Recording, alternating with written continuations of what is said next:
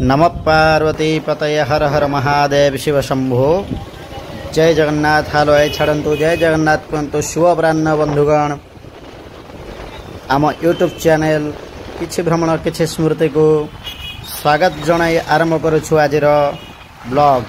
एवं देखंतु ए ब्लॉग रे आमे जाउछु आज जोठी जाउछु वर्तमान पर्यंत सस्पेंस रखिछु आउ से जगह रे पहुँचला परे आपण माने देखि परिबे तार मनोलोभा दृश्य एवं संध्या समय प्रकृतिर कि भली सुंदर सुंदर दृश्य मान आपण माने देखैबो। तापर देखौछु ये हूँ आम जाजपुर आउ ये हूँ जाजपुर पुराना हॉस्पिटल बा पुराना मेडिकल पुराना चिकित्सालय। देखंतु आमे एमती बसिथिलु हठात ये हूँ से हॉकी स्टेडियम देखि परथुवे। पूर्व जो हॉकी स्टेडियम होता आम जाजपुर रे से हॉकी स्टेडियम आउ आम एमती बसिथिलु हठात सांगर मोर इच्छा है गोटे बुली जीवु किंतु सडन से जगह को आसी बोले कि कन्फर्म नथिलु किंतु हठात आसी बाहरिलु आउ एबे मत जाउछु।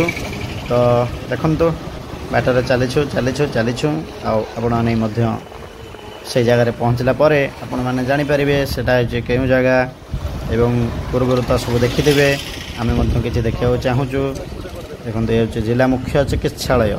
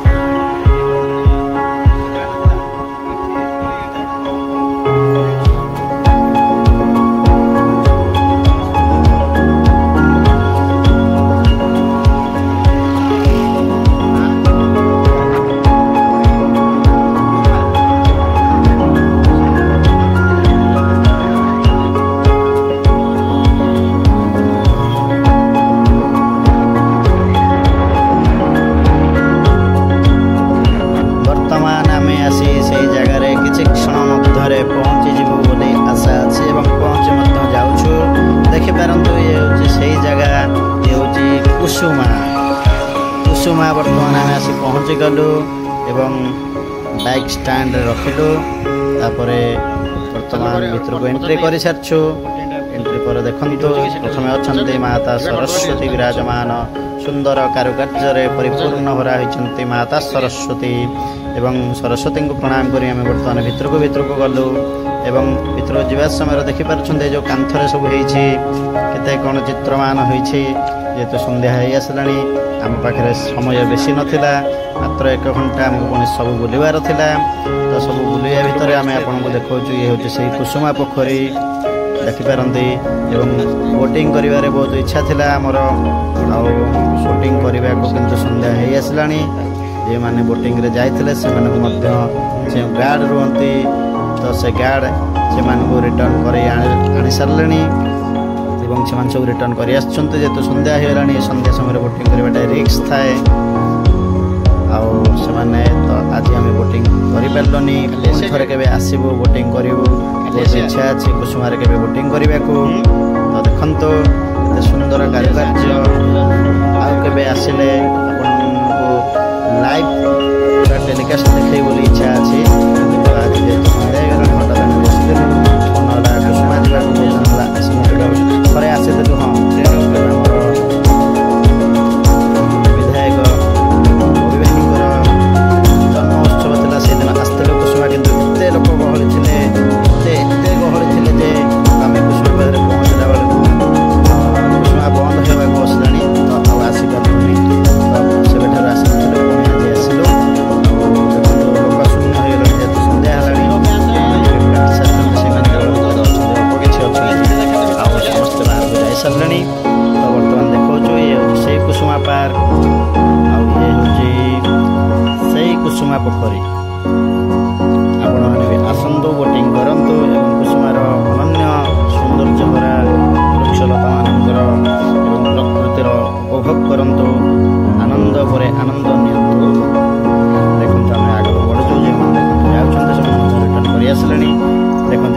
ସୁନ୍ଦର କାରୁକାର୍ଯ୍ୟ ହୋଇଛନ୍ତି ଗୌତମ ବୁଦ୍ଧଙ୍କର ଏବଂ ତେଣୁ ଶିଷ୍ୟଗଣମାନଙ୍କର।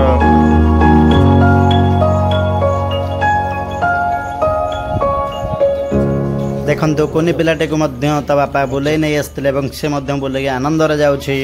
ଯେହେତୁ ସନ୍ଧ୍ୟା ହେଇ ଆସିଲାଣି ସମସ୍ତେ ରିଟର୍ଣ୍ଣ କରି ଚାଲିଛନ୍ତି ଆଉ ସମସ୍ତେ ଆନନ୍ଦ ଭରା ଉପଭୋଗ କରି ରିଟର୍ଣ୍ଣ କରୁଛନ୍ତି। ସମସ୍ତଙ୍କ ମୁହଁରେ ହସ ଅଛି। ଆପଣ ବି ଆସନ୍ତୁ ଦେଖନ୍ତୁ। ତାପରେ ସାଙ୍ଗ ବସିଲା, ସାଙ୍ଗର ମଧ୍ୟ ମୁଁ ଫଟୋ ଉଠାଇଲି।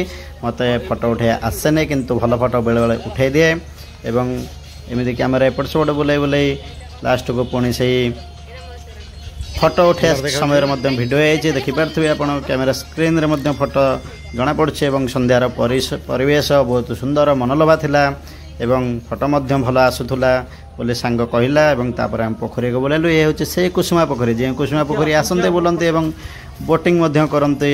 ଏସବୁ ଦେଖିପାରୁଛନ୍ତି ଦୃଶ୍ୟମାନେ ଆମର ଯୋଦ୍ଧାମାନଙ୍କର, ଆମର ବୁଦ୍ଧଙ୍କର ମଧ୍ୟ। ଏବଂ ତାପରେ ସାଙ୍ଗ କହିଲା ଏଇଠି ବସିବା ଏବଂ ତାପରେ ଏଠି ଆମେ ବସିଲୁ। କିଛି ସମୟ ବସି ପୁଣି ଥରେ ସେଇ ପୋଖରୀକୁ ମନ ହେଲା ପୋଖରୀର ସମ୍ପୂର୍ଣ୍ଣ ଭିୟୁ ଦେଖିବା ପାଇଁ ପୁଣି ଉଠିଲୁ, ଉଠି ଚାଲିଲୁ। ଚାଲିବା ସମୟରେ ବହୁତ ଦୃଶ୍ୟ ଦେଖିଲୁ ଏବଂ ସନ୍ଧ୍ୟା ସମୟରେ ଲାଇଟ୍ ଲାଗିଲା ପରେ ଦେଖନ୍ତୁ ଇଏ ହେଉଛି ମୁଁ, ଇଏ ହେଉଛି ମୋର ସାଙ୍ଗ ଏବଂ ଆମେ ଚାଲିଛୁ କୁସୁମା ଭିତରେ।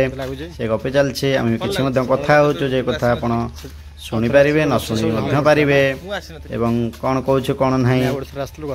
ତ ଚାଲନ୍ତୁ ଆଗକୁ ଆଗକୁ ବଢ଼ିବା। ଆଉ ବହୁତ ଦୂର ଥିଲା, ଆମେ ସମ୍ପୂର୍ଣ୍ଣ ଆଗକୁ ମଧ୍ୟ ଯାଇପାରିନଥିଲୁ। ସେଇଠୁ ପୁଣି ରିଟର୍ଣ୍ଣ କରିଥିଲୁ। ତ ଯେଉଁଠୁ ରିଟର୍ଣ୍ଣ କରିଛୁ ସେ ପର୍ଯ୍ୟନ୍ତ ଆପଣମାନେ ଦେଖିପାରିବେ ଏବଂ ଆଉ ଥରେ ଆସିଲେ ଆଉ ସବୁ ଆପଣ ଦେଖିପାରିବେ। ହେଇଗଲାଣି ସନ୍ଧ୍ୟାରେ ଯଦି ବୁଡ଼ି ବୁଡ଼ି ପଳେଇବ ଅସୁବିଧା। ଆପଣ ବି ଆସନ୍ତୁ, କୁସୁମା ବୁଲନ୍ତୁ, ସମ୍ପୂର୍ଣ୍ଣ ରାଉଣ୍ଡ।